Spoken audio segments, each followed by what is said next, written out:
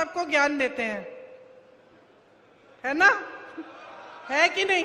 आपके परिवार में है? आप जानते हैं कौन है?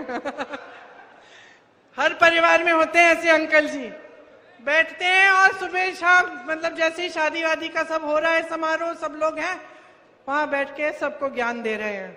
जो बोर हो रहा है वहां जाके सुन रहा है कि देखिए सुने आज अंकल जी क्या कह रहे हैं, है ना? अब आप सोचो, एक दिन अगर अंकल जी ने आपको ऐसी बात कही कि सावधान हो जाओ, सावधान हो जाओ, क्योंकि एक ऐसा राजनीतिक दल है जिसने अपने घोषणा पत्र में ये लिखा है कि एक एक्स-रे की मशीन लाएंगे और उस एक्स-रे की मशीन को आपके घरों में घुसाकर जहां जहां आपने बचत की है, किसी डिब्बे में रखी है, या फिर आपने वो जो अन्न का डिब्बा होता है उसके नीचे रखा है, या फिर आपकी महिलाओं के जो मंगलसूत्र हैं या आपने सोना बचा के रखा है, वो एक्स-रे मशीन उसको निकाल के लेगी और ये राजनीतिक दल जो है उसको चोरी करके किसी और को दे देगा। अब आप मानो कि ये अंकल जी ने कह दी ऐसी बात और आप वहां बोर होके खड़े हैं सुन रहे हैं, तो आप क्या कहेंगे? आप यही कहेंगे ना कि अंकल जी सठिया गए, यही कहेंगे ना कि अंकल जी को आज क्या हो गया, आज तो इन्होंने बहुत गहरी साजिश निकाल दी है। और शायद आप अंकल जी को कहेंगे अंकल जी आज क्या बात कर ली आपने, हंसेंगे।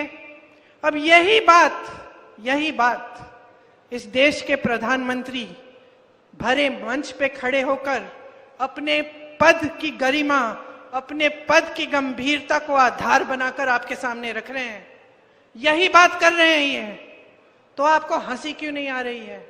आप इनकी बातों में उलझ क्यों रहे हैं? आप सोचिए, कभी ऐसी ये स्तर रहा है प्रधानमंत्री का?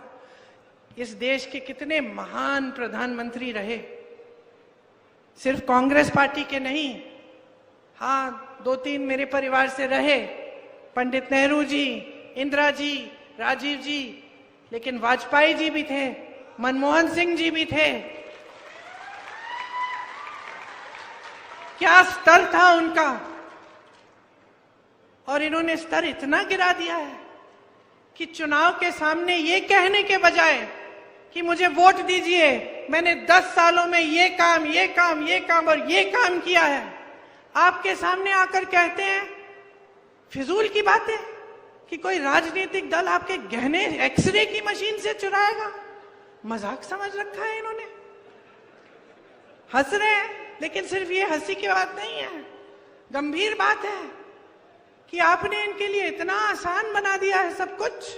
ये सोचते हैं कि जवाबदेही ही नहीं है, ये सोचते हैं कि सत्य की भी जिम्मेदारी नहीं है देश के प्रति।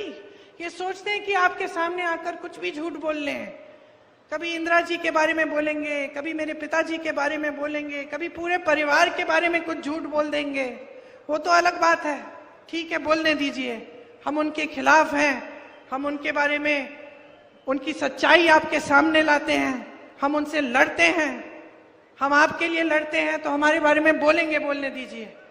लेकिन ऐसे झूठ देश के बारे में, देश के विकास के बारे में, आपके बारे में, तो आप कैसे मान रहे हैं? तो जो कठोर बात मैं कहना चाह रही हूं वो ये है कि 10 साल आपने ऐसे निकाल दिए हैं, अगर फिर से आपका वोट इनके पक्ष में जाएगा तो तैयार हो जाओ, 5 साल और भुगतोगे। 5 साल और ऐसी सरकार आएगी जो आपके लिए कुछ नहीं करेगी, जिसके नेता समझते हैं कि आपसे ऊपर हैं, जिसके नेता के दिलों में आप सर्वोपरि नहीं हैं। और ये इस देश, इस लोकतंत्र की परंपरा रही है कि जनता सर्वोपरि होती है। मैंने इंदिरा जी को देखा है, गांव गांव जाती थी, अपने पिताजी के पीछे पीछे जाती थी मैं, गांव के अंदर, गांव में डांट खाते थे वो महिलाओं से कि हमारी सड़क नहीं बनाई है, राजीव भैया बताओ। ये थी परंपरा हमारी। महात्मा गांधी आपके बीच आते थे, कोई ऐसा नेता नहीं रहा इतना अहंकारी कि वो सोच बैठा कि मंच पे दिखेगा बड़े बड़े उद्घाटनों में दिखेगा, बड़े बड़े विदेशी नेताओं के साथ दिखेगा, मगर आपके बीच नहीं आएगा और फिर भी दोबारा से आप उसको चुनोगे। तो मैं आपसे ये कहना चाहती हूं कि अपने जीवन में सुधार लाना है, तरक्की लानी है, रोजगार लाना है, महंगाई को घटाना है, और जो आपकी समस्याएं हैं उस पर चुनाव लड़ाना है, तो अभी जागने की जरूरत है। अभी जागरूक बन जाओ। आज अपना वोट व्यर्थ मत करो। बहुत लोगों का खून गया है जमीन को सींचने में।